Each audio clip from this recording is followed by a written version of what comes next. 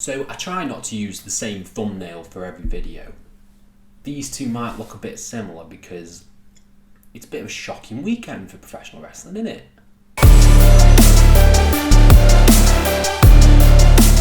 Hello and welcome to FTTR. I am Ewan McQuaid and today we are talking Impact Wrestling's pay-per-view event, sort of pay-per-view. It's the Impact Plus one, it's not the proper pay-per-view, you know what I mean. Premium live event. Sorry. No Surrender. We've got No Surrender 2022 to talk about, and that was a very eventful show. It was a good show. I didn't think it was as good as Hard to Kill. And yeah, there's a lot of good stuff on this card. A few peaks. It was just sort of peaks. I thought there was some really, really phenomenal wrestling on the show, and then some bits that sort of slowed the pace down. Maybe could have been cut out, but you know, it was a good show. It was a really good Impact show. And this is the part where I run down the card, let you know my thoughts on everything that happened, starting with the opening four-way match to determine a new contender for Trey Miguel's X Division Championship. We had Jake Something versus Ace Austin versus Speedball Mike Bailey versus Chris Bay. Wow. This is the perfect way to kick off an Impact Wrestling show and match featuring a lot of the talent in the X Division because it was insane. It was fast-paced. There was not a dull moment within this match. At each point, someone was doing something. And yeah, everyone felt important. Austin felt important. They felt important, more on him later. And Jake Something was the one who picked up the win, which was a bit surprising for me. I'm a bit hit and miss on Jake Something. He's a big lad. He's got a good look, but he doesn't really connect with me as much as some of the others, like Speedball Mike Bailey. He is incredible. I don't know how I've not watched as much Mike Bailey as, you know, most other people have, but oh my god, some of the moves, his fast-paced kicks, everything about him is just a megastar, and that fed into a story later in which we're getting a tag match on Impact. Speedball Mike Bailey and Ace Austin teaming up to face Trey Miguel and Jake Something. I think that's going to be a sick match. I thought this was a sick match, a great way to open the show. And then we moved on to a big beefy match between Jonah and Black Tauros. This was it was very different to what I was expecting, because I haven't seen a lot of Black Tauros personally. I didn't know he's just sort of like Luchasaurus but in a bull mask, and he can do the flips, he can do the kip-ups, he can do all that stuff. Putting him against Jonah was a perfect idea, because Jonah is just like this tank, this absolute rock that you cannot get to the floor, and we had a flippy big guy going up against him, which is always nice. It's always nice to see that juxtaposition within a match. And yeah, I thought both guys looked great coming out of this. Jonah is a star. He absolutely is. They've positioned him really well on the card as this unstoppable force. The only person who's beaten him is Josh Alexander. And yeah, his tsunami splash, chef's kiss, because that is just a thing of beauty. Looks like it really, really hurts, which is what you want from a wrestling match. Jonah picked up the win. I'm wondering if he's going to maybe position himself as the next challenger for Moose. I think that would be quite interesting, seeing Moose go up against another sort of brick house like W Morrissey. So yeah, we'll see where that goes. I personally really enjoyed this match, and shows off to a cracking start in my opinion. Then the night just got even better, because Eric Young and Jay White went out there and had an absolute barn burner. This was one of the longer matches on the card, and it showcased both guys phenomenally well. Jay White, as we all know, is fantastic. He is one of the, you know, great stars of New Japan Pro Wrestling, and Eric Young is one of the great workhorses of the North American scene, maybe not in WWE, but certainly in Impact Wrestling. And these two went out there, they slapped the absolute piss out of each other. It was brutal to watch at times, and yeah, some great moves, you know, pile drivers. Jay White's just doing great character work. It's sort of leader versus leader. A great confrontation between the two that really sort of felt like faction warfare. It really felt like the leader of Bullet Club going up the leader of Violent by Design. And yeah, they just went out there and had a great match with lots of strong strikes, strong grapples, and a really sort of fast-paced sequence to end the match with Jay White picking up the win, which is the right decision, especially considering what came later on in the show that we will get to. Oh my god, this was a stacked card. It was absolutely stacked. And next up, we had Deonna Purrazzo coming out for her open challenge. Who's it going to be, and which title are they going to go after? It turned out, and I'm going to mispronounce this name. It was Miranda Elise.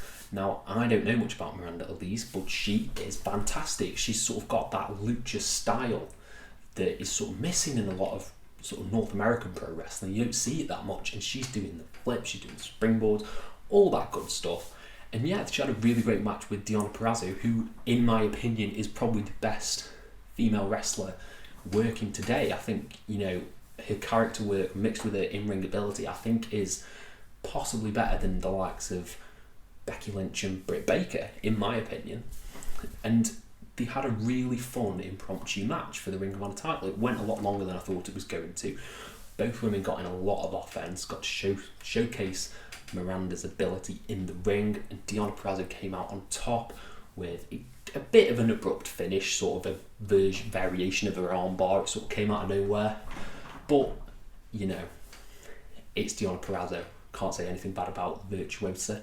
So yeah, I thought it was a great match, really solid, you know, showing for some of the talent in Ring of Honor, which we'll also get to later. It's just stacked. It's just a stacked card. Next up, we had Matt Cardona versus Jordynne Grace. In my opinion, I really loved the main event, but in terms of storytelling, I like this match the most on the entire card. Matt Cardona versus Jordynne Grace was my favourite match of the night, and that's because it followed on from the story that they told in their first match, which Matt Cardona did not want to interact. He felt uncomfortable, you know, sort of doing the intergender wrestling, leading to his heel turn at the end where he wins the Digital Media Championship.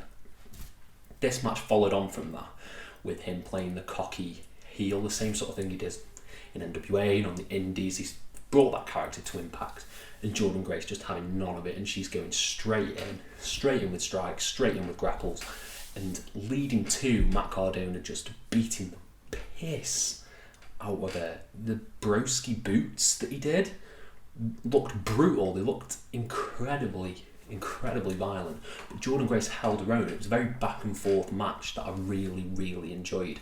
It wasn't sort of one-sided. It wasn't playing up the tropes of intergender wrestling. This just felt like a wrestling match, which I really loved. Jordynne Grace is one of the best female wrestlers in the world right now. I know I just said that about Deonna Purrazzo, but Jordynne Grace is.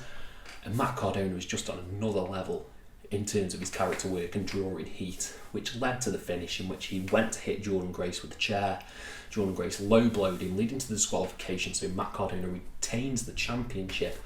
I have a feeling this is leading to maybe sacrifice, maybe even rebellion, in which we're going to get Jordynne Grace versus the Deathmatch King, Matt Cardona, in a death match. And it's a really well told story, one of the best stories in wrestling right now, and I loved everything about this. Even the DQ finish I thought was worthy of, you know, I thought it wasn't a WWE DQ finish where they did it to protect someone.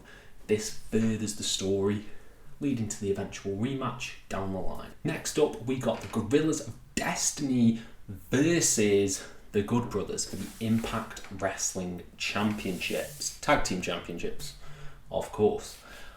This was a really fun match. It was a bit slow at the beginning, but it really picked up and found its feet in the last act. There were a lot of near falls, a lot of topes. Doc Gallows is really good.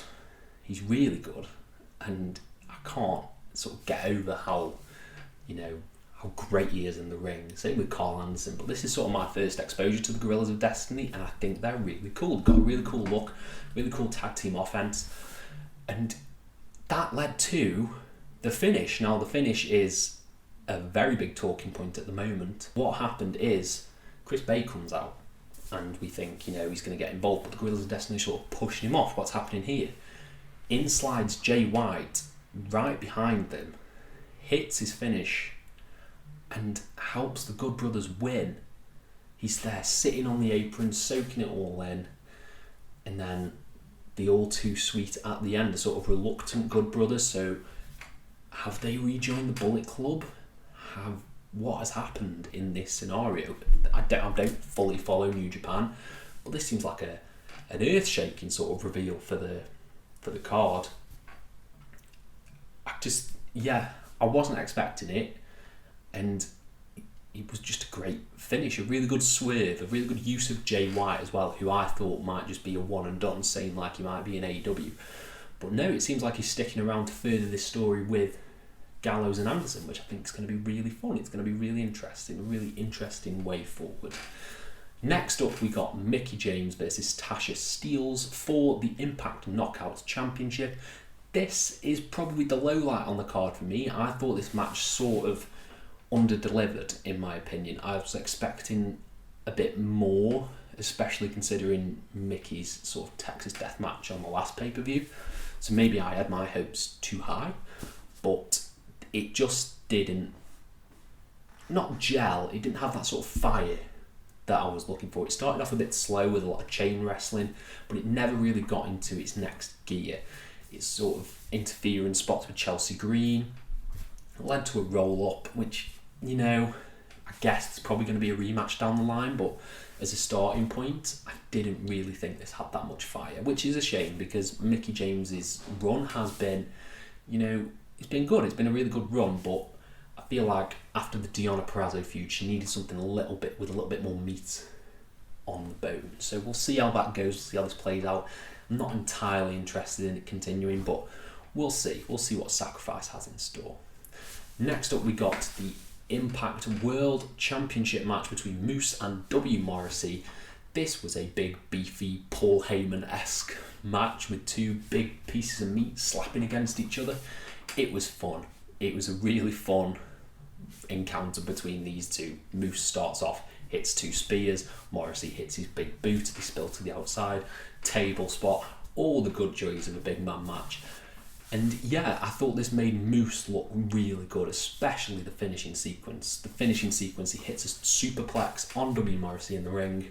He's down, double counting. He kips up, runs the ropes, spears Morrissey. 1, 2, 3. It was a really fun match. It didn't outstay its welcome, which I worried it might, because W Morrissey, to me personally, isn't that captivating in the ring. But it didn't. It was a really good match. I don't want to see this feud continue. I feel like that should be the end of it. Maybe Morrissey can move on to Brian Myers, who was on commentary doing an incredible job, by the way. He was really funny in this match.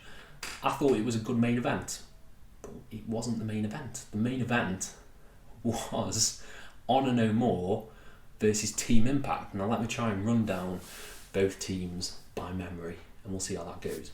Honor No More consisted of Vincent, Matt Taven, PCO, Mike Bennett, and Kenny King, and Team Impact consisted of Rich Swann, Willie Mack, Steve Macklin, Chris Sabin, and I'm blanking. Oh my God, who was that? Rhino. Rhino was the last one. I'm good at what I do. This match, you have to take logic out of it for this match, because I don't know who on earth was the legal man. You lose count at the amount of bodies that are in the ring. It was just fun. Half an hour of carnage. Absolute carnage. Everyone had their spots. Everyone nailed their spots. There weren't too many botches or anything like that I noticed. And it was just so fun, because you started off with stare downs between people. You got like a Rhino and PCO stare down. They did their moves. I think you got Chris Sabin and Taven. I think they got their moves in. And then it just broke down into just spots after spots after spots. Swanton bombs on the apron, a double foot stomp by Vincent to Rich Swann on the outside. It was insane. It was an insanely fun contest. And that led to the finish. I can't name every spot. I'll try and name all the spots, but I'm not that good. I enjoyed the match. I can't take too many notes. Sorry. It was fun. I loved it. Bear that in mind. That led to the finish, in which Eddie Edwards, who was attacked earlier in the night by an unknown assailant, ran down to Rhino, who was about to spear Maria, and he kendo sticked Rhino, right, mid gore, he kendo stick Rhino, turning heel, signing with Honor No More, pick up the win, and yeah, Eddie Edwards, who we all believed was Impact through and through, has turned and is now on the side of Ring of Honor. Honor No More is staying in Impact. I didn't know if that would be the case. I didn't think Honor No More would win, because it's very soon that Ring of Honor will be starting back up, so I don't know how long they'll be staying for. It was a great turn. I didn't see it coming. I don't think the audience saw it coming. It was a brutal turn because he kendo sticked everyone, not just Rhino. It was fantastic. It was a fantastic heel turn. Something you don't see that much anymore in, pro wrestling. I can't think of the last great heel turn off the top of my head, but I loved it. It was a really good ending to the show, a really good ending to a solid wrestling show. I maybe think some of these matches could have been cut, in my opinion. That's the only gripe I would have had. Maybe tighten up the length a little bit, like as much as I liked Jonah versus Black Toros. Maybe do that on TV, but it is what it is. Overall, I give this a solid 4.25 out of 5. It was a really fun show. Not as good as Hard to Kill. I thought Hard to Kill was a lot better than this personally, but a solid outing for Impact. Let me know your thoughts on the show down in the comments below, and I will try and apply to every single one of you. Thank you all ever so much for your support, and have a nice day.